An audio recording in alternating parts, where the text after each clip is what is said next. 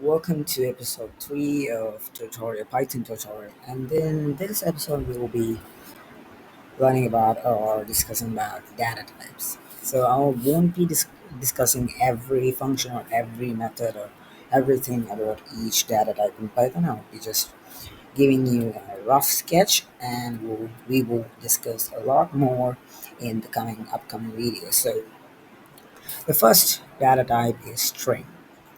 And then we have numerical data type, which contains integer, float, and complex numbers or complex data types. Then we have Boolean, which is the fifth one. Then we have collection type of data type. So it contains list, tuple, set, and dictionary. We'll be discussing about each one of these. So the first thing we're going to learn about is strings. Let me quickly make a file called string. Okay, so in this file we are dedicating to strings. So let's just quickly make a variable, and this is going to be text. This variable is going to be named text because string is textual data, which means it only can store text and it couldn't store numbers or anything like that. So if you are finding the sum of strings, it will just combine the two strings. So if you're finding the sum of a string 1 and a string 2, it will say string 12. But if you are using a numeric data type, like an integer 1 and the sum of integer 1 and integer 2, it will say integer 3, or it will run or print out output integer 3. So a string is a textual data, and we can either write a string or create a string using single quotation mark or double quotation mark. And you can make a quotation mark inside the string by using, if you're using double quotation mark for the string, you can use single quotation mark inside the string. So I'm using double quotation mark for now. I'm going to name it hello world. Hello world. Okay. Then I can print this variable. If I print this variable text and quickly run this as so it didn't work when I did another Python file for that. So just using this on the main.py, and if I run this now, it will print out hello world, which is inside our string. So another cool thing about string, there are so many functions in string. So I thought I can explain string a little bit more than other data types. So if you want to make multi-line strings, you need to and store it in a variable, you need to use three quotation marks, or yeah, three quotation marks like that. Then only you can make different lines like hello world, this is me, this is me. And now if I run that, you can see it's in different line. So use three quotation mark to have multiple lines. Now the next thing is strings are arrays. So most languages we say arrays. So strings are also arrays, and a cool thing about that is you have index in array, right? You can find indexes. So index means this H is the zeroth index, E is the first index, and so on. So the first L will be the second index, and this D will be the negative first index. L and the third L will be the negative second index, like that. So if I say text and square brackets and print out the zero, okay, this means print out the zeroth index of the variable text. If I run that, you can see it will print the zeroth index, which is H. Now, if I say print out negative 1, it will print out D because that's the negative first index.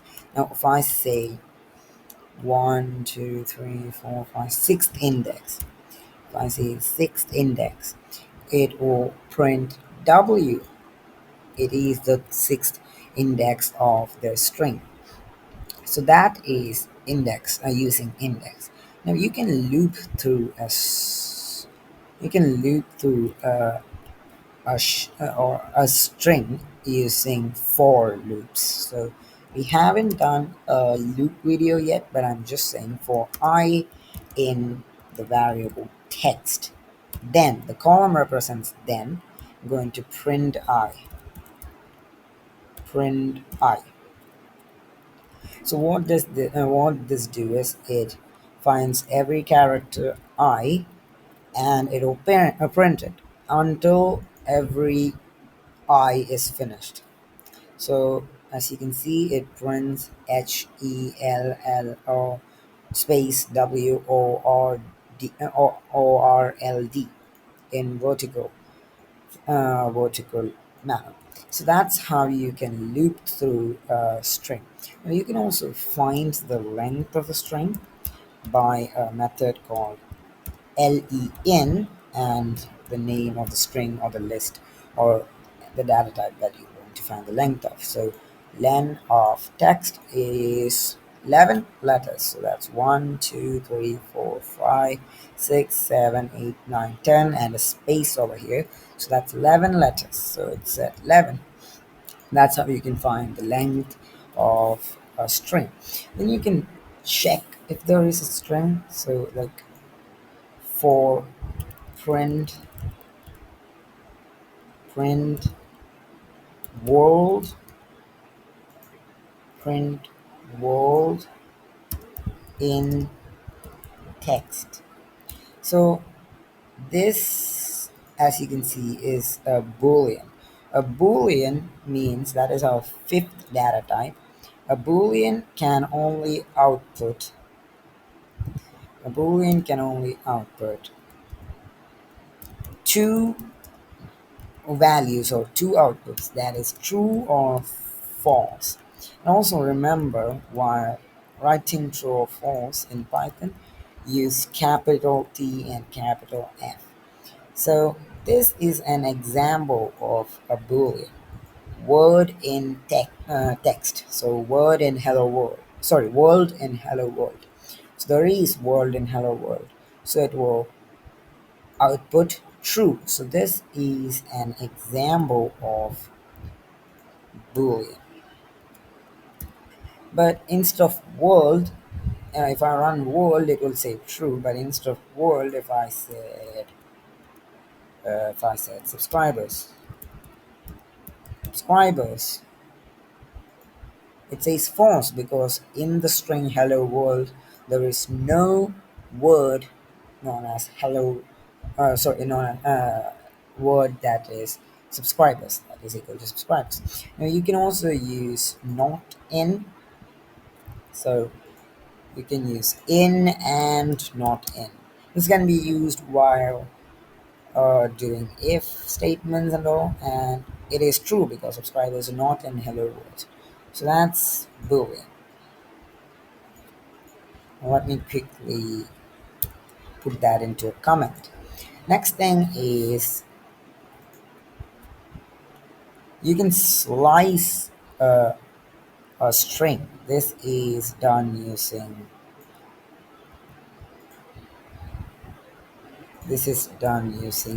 the indexing, the array slicing. So print text 2 to 5. So that is, it'll only take the second index to the fifth index. So that is only that much letters will be printed out. So the second index is L, 2, 3, 4, and it won't then. Now if I say 2 to 6, it will still print LLO. It won't print the sixth letter. It starts from 2 and ends before the sixth one. So that's how the slicing method works. Then we have, you can slice from the start using just column and 5. You can see that hello is the end, and slice to the end using the same method. Slice to the end using the same method, 2 and a colon, lower. And there's negative indexing too, which I just explained while taking indexing. And you can see if the string contains uppercase using a dot capital U BDER and a bracket. Not A, sorry, not A, text. I usually name my variables A or B. Yeah, text dot text dot sorry no yeah text dot upper and parenthesis. Now it will convert the string into uppercase. So that's what this function is.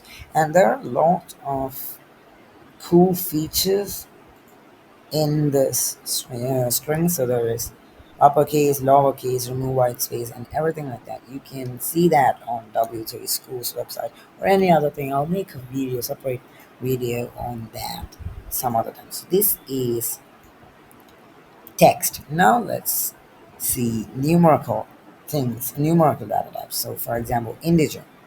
Integer is, let's make a variable v equal to 1. 1 is an integer, and if I print v, it will print 1. And if I print the type of v, it will print an integer. You can convert a specific number. You can convert a string to, like, uh, a equal to string 1 and b equal to string 2. So, and if I print a plus b, it will return 12, as you can see, because while adding two strings, it will just combine. So you need to convert this either over here, like this, or you can convert it like this. This will also work, and you can convert it in other method by while you're printing. So that is, print the integer version of a plus print the integer version of b. Now if I run that, it will print 3, which is 1 plus 2. So that's how you can convert a thing to an integer. So that is an integer. Same goes for float. Float means numbers that can have floating point or decimal point, floating point. So that's 1.1. 1.1 is a float, and 1.1 is a float, as you can see over here. 1 is an integer and 1.1 is a float. So you could not add an integer. You could not add 1.1 plus 1.1 when this v is an integer. So you need to convert it into a float,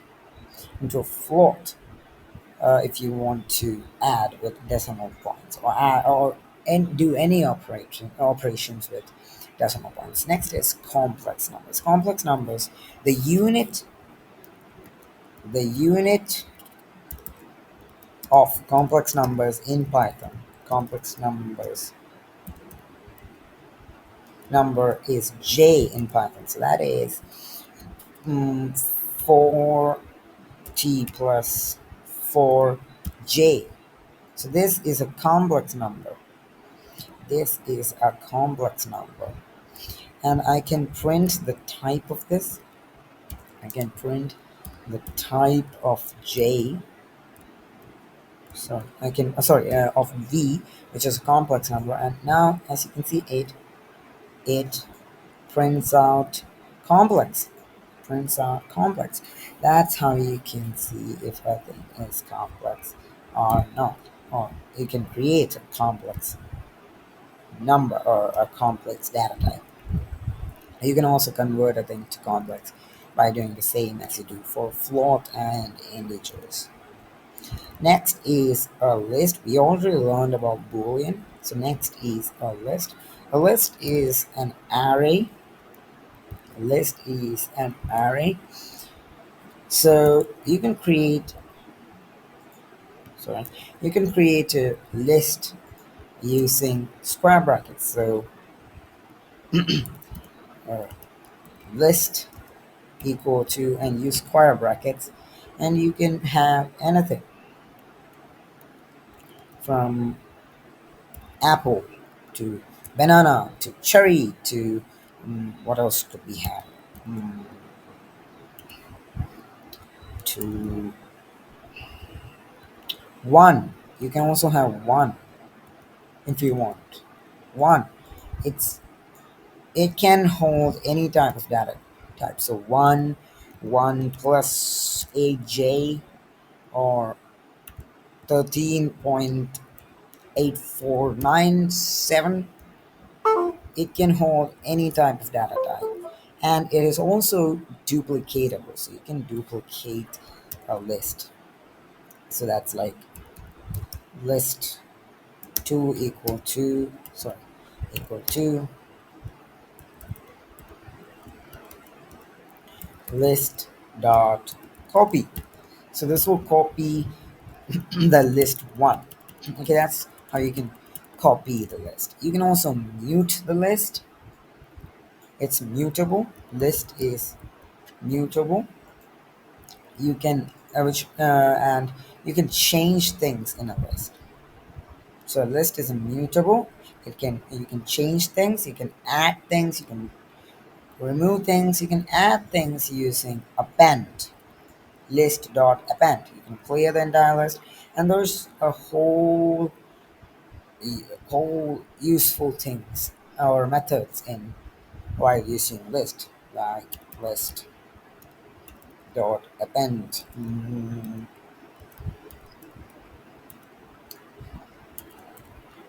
Hello. So now if I run that, it will print, sorry, if I print list, if I print list, and now run that,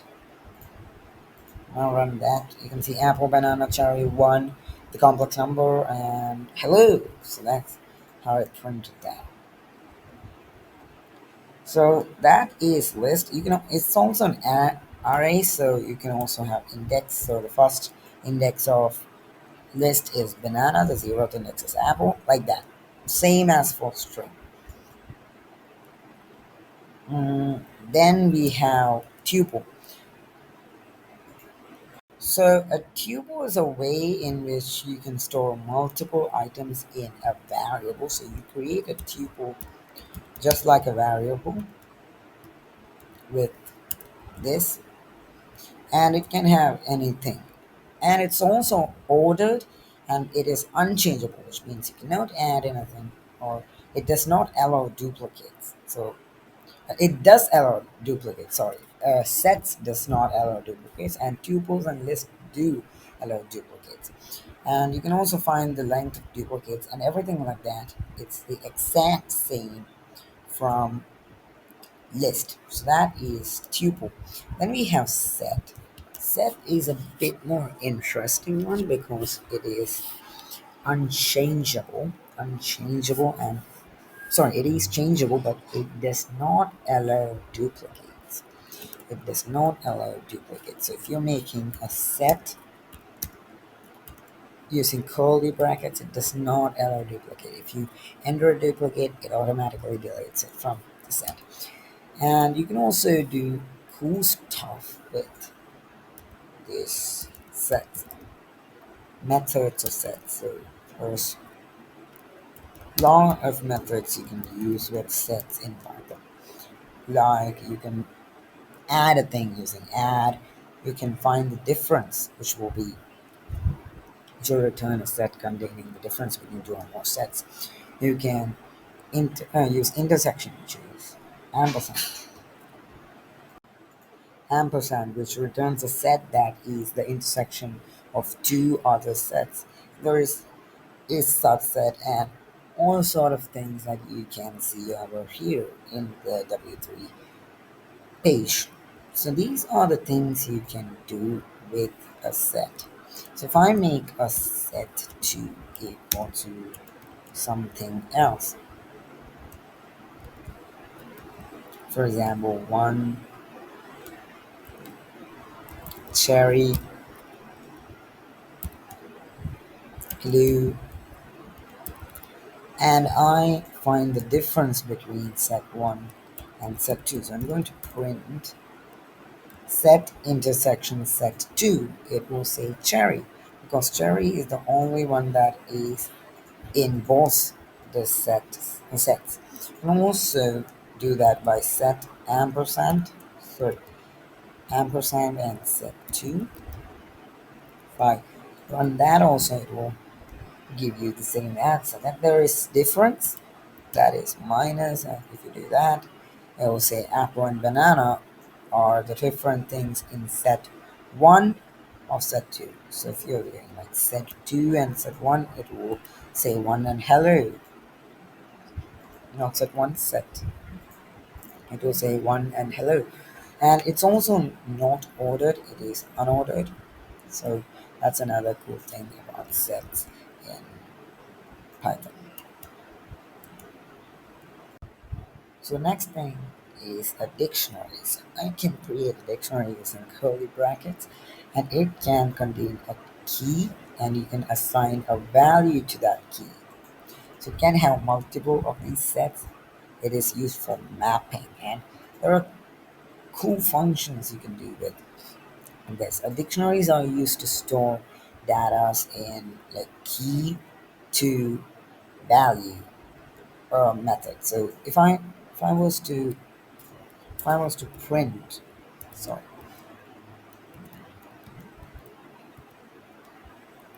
if I was to print date, date, and the item name or the key name from date, it will say the value assigned to that key. So that's bin. So it is printing out bin. Now, if I just put one there instead of name, it will say error because there is no key named one.